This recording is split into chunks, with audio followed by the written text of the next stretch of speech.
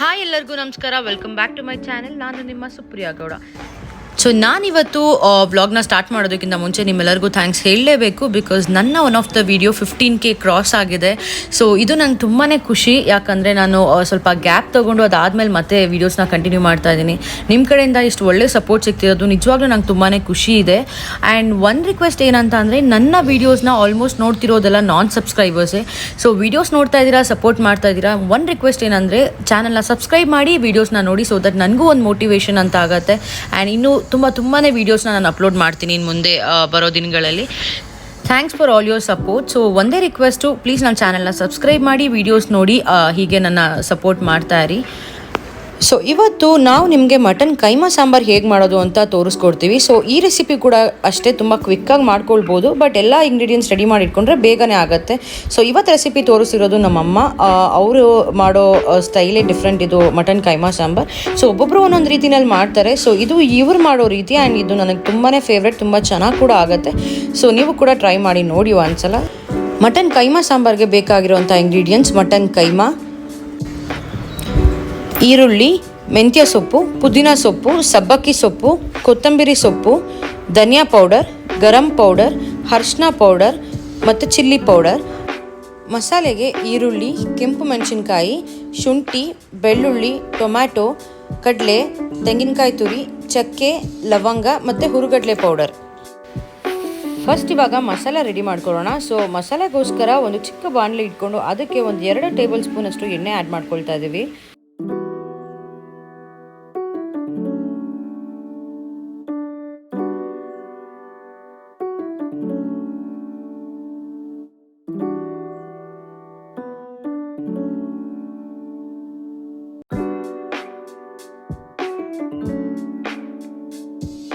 ಈರುಳ್ಳಿ ಹಾಕೋಬೇಕು, ಮತ್ತು ಮೆಣಸಿನ್ಕಾಯಿ,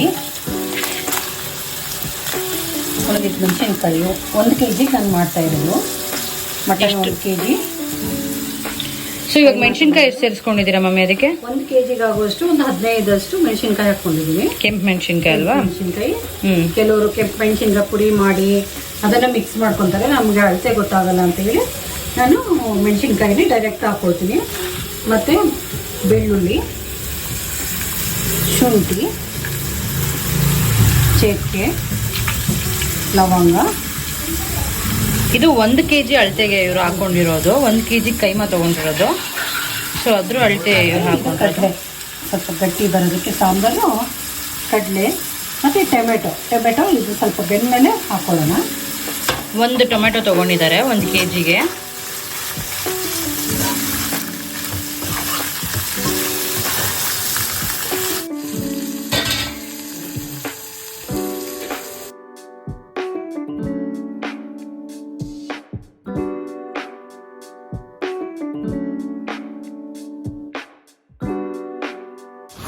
ಸೊ ಇದು ಬಂದು 1 kg ಕೈಮಾ ಮಾಡ್ಕೊಳ್ತಾ ಇರೋದು. ಸೊ ಒಂದು ಅರ್ಧ ಹೋಳಷ್ಟು ತೆಂಗಿನಕಾಯಿ ತುರಿನ ತೊಗೊಂಡಿದ್ದಾರೆ.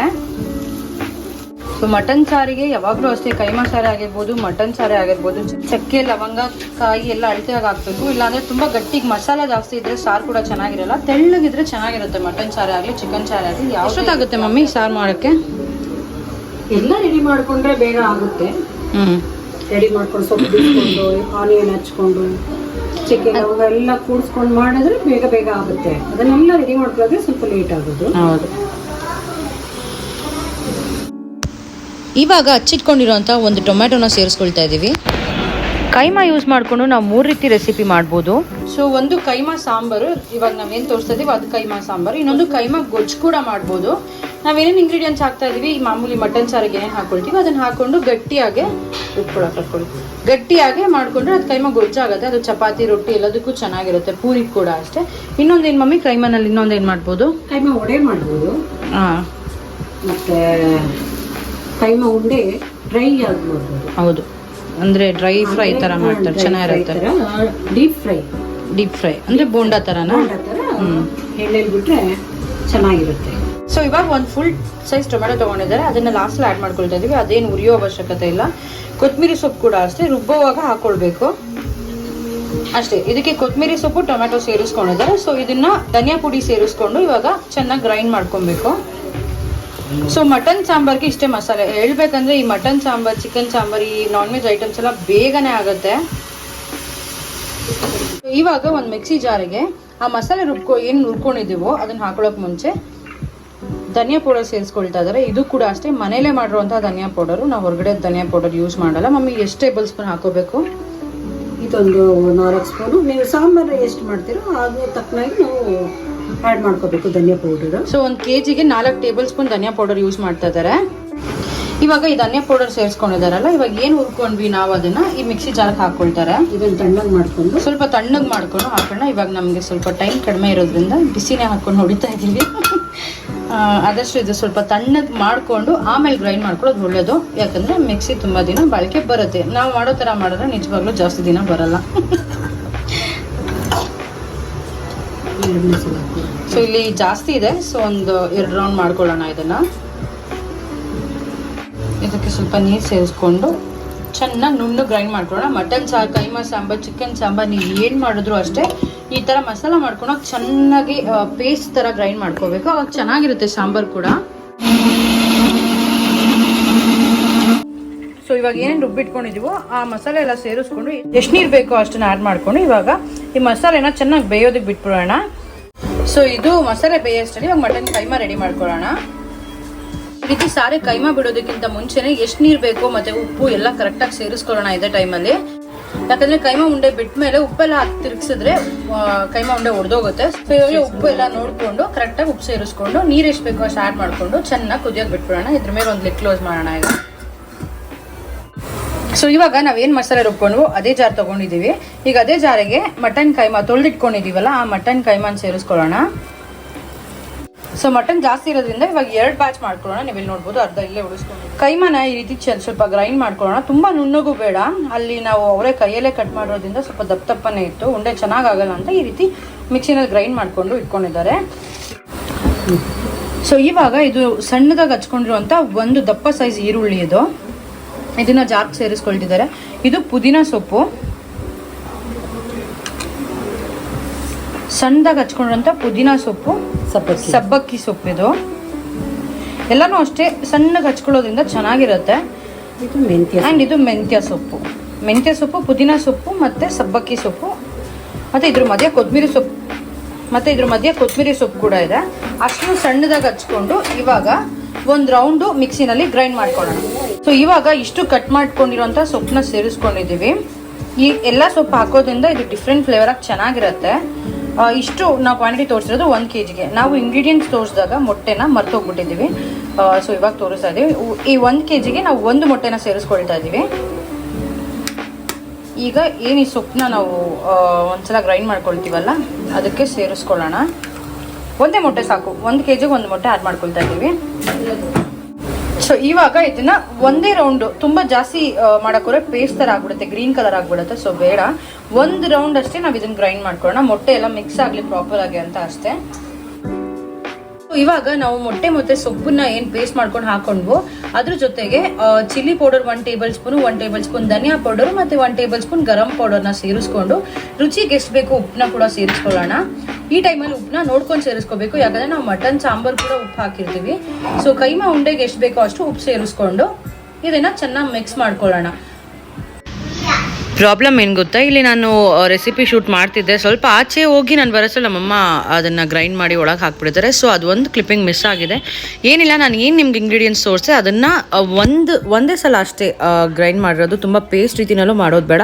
ಅಷ್ಟನ್ನೆಲ್ಲ ಹಾಕೊಂಡು ನಾನು ಏನೇನು ಹೇಳಿದ್ದೀನೋ ಅದನ್ನು ಆ್ಯಡ್ ಮಾಡ್ಕೊಂಡಿದ್ದಾರೆ ಅಷ್ಟೇ.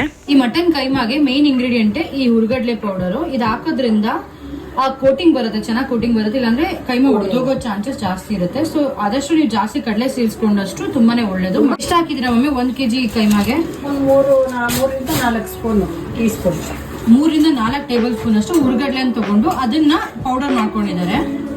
ಹುರ್ಗಡ್ಲೆ ಹಾಕೋದ್ರಿಂದ ಉಂಡೆ ತುಂಬಾ ಗಟ್ಟಿಯಾಗಿ ಬರುತ್ತೆ, ಒಡಿಯಲ್ಲ ಅನ್ನೋ ರೀಸನ್ ಹುರ್ಗಡ್ಲೆ ಪೌಡರ್ ಹಾಕೊಳ್ಳೋದು. ಸೊ 1 kgಗೆ ಇಷ್ಟು ಅಳತೆ ತಗೊಂಡ್ರೆ 3 ರಿಂದ 4 ಟೇಬಲ್ ಸ್ಪೂನ್ ಅಷ್ಟು ಹುರ್ಗಡ್ಲೆನ ಪೌಡರ್ ಮಾಡಿ ಹಾಕೊಳ್ತಾ ಇದ್ದೀವಿ.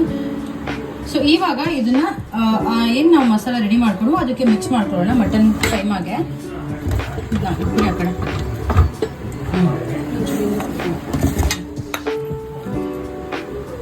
ಸೊ ಇವಾಗ ನಾವೇನು ಮಸಾಲಾನ ಇವಾಗೆಲ್ಲ ಆ್ಯಡ್ ಮಾಡ್ಕೊಂಡಿದ್ದೀವಲ್ಲ ಅದಕ್ಕೆ ಹುರ್ಗಡ್ಲೆ ಪೌಡರ್ನ ಹಾಕೊಳ್ಳೋಣ.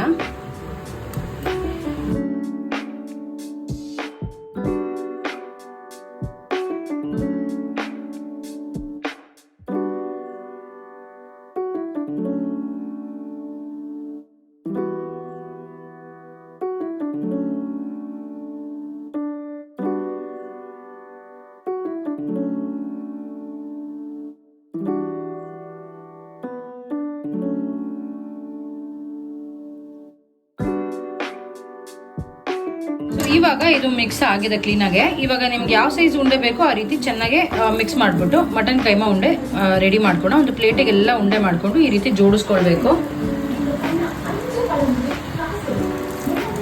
ಈ ರೀತಿ ಮೀಡಿಯಂ ಸೈಜ್ ಉಂಡೆಗಳನ್ನ ಮಾಡ್ಕೊಳ್ಳೋಣ. ಉಂಡೆ ಮಾಡ್ಕೊಳ್ಳೋದು ಅದು ನಮ್ಮ ಇಷ್ಟ, ಯಾವ ರೀತಿ ಬೇಕೋ ಆ ರೀತಿ ಉಂಡೆ ಮಾಡ್ಕೊಳ್ಬೋದು. ಇನ್ನು ಸಣ್ಣದಾಗಿ ಕೂಡ ಮಾಡ್ಕೋಬಹುದು. ಸೊ 1 kg ನಾವು 1 kgಗೆ ನಾವು ಈ ಸೈಜ್ ಉಂಡೆ ಮಾಡ್ಕೊಂಡಿರೋದ್ರಿಂದ ಆಲ್ಮೋಸ್ಟ್ ಒಂದು 42 ಉಂಡೆಗಳಾಗಿದೆ. ಇದರಲ್ಲಿ ನೋಡ್ಬೋದು ನೀವು. ಈ ರೀತಿ ಮೀಡಿಯಂ ಸೈಜ್ ಉಂಡೆಗಳನ್ನ ಮಾಡ್ಕೊಳ್ಳೋಣ. ಇದು ಸಾರಿಗೆ ಬಿಟ್ಟ ಮೇಲೆ ಸ್ವಲ್ಪ ಇನ್ನೂ ಕೂಡ ದಪ್ಪ ಆಗುತ್ತೆ ಮಟನ್ ಎಲ್ಲ ಬೆಂದ ಮೇಲೆ. ಸೊ ಈ ಸೈಜ್ ಸಾಕು, ಮೀಡಿಯಂ ಸೈಜ್ ಇದೆ. ತುಂಬ ದಪ್ಪನೂ ಇರಬಾರ್ದು, ತುಂಬ ಸಣ್ಣನೂ ಇರಬಾರ್ದು.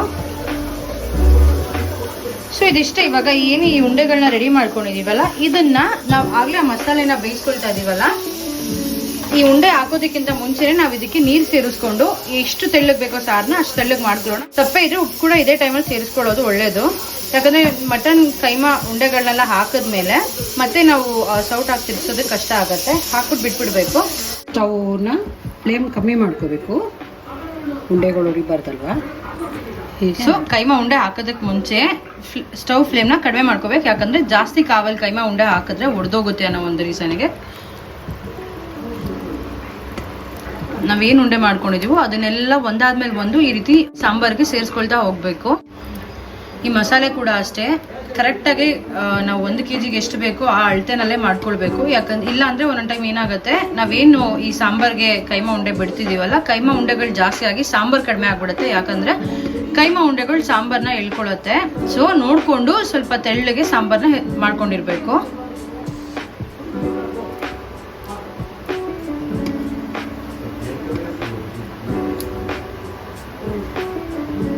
ಇವಾಗ ಈ ಕೈಮಾ ಉಂಡೆಗಳೆಲ್ಲ ಸೇರಿಸ್ಕೊಂಡು ಬೇಯೋದಕ್ಕೆ ಬಿಟ್ಬಿಡೋಣ. ಸೊ ಇದಿಷ್ಟೇ, ಇನ್ನು ಆ್ಯಡ್ ಮಾಡುವಂಥದ್ದು ಇನ್ನೇನೂ ಇಲ್ಲ. ಈ ಉಂಡೆ ಹಾಕ್ಬಿಟ್ಟು ಸ್ಪೂನ್ ಹಾಕಿ ತಿರ್ಗಿಸ್ಬಾರ್ದು. ಕ್ಲೋಸ್ ಮಾಡಿದ್ರೆ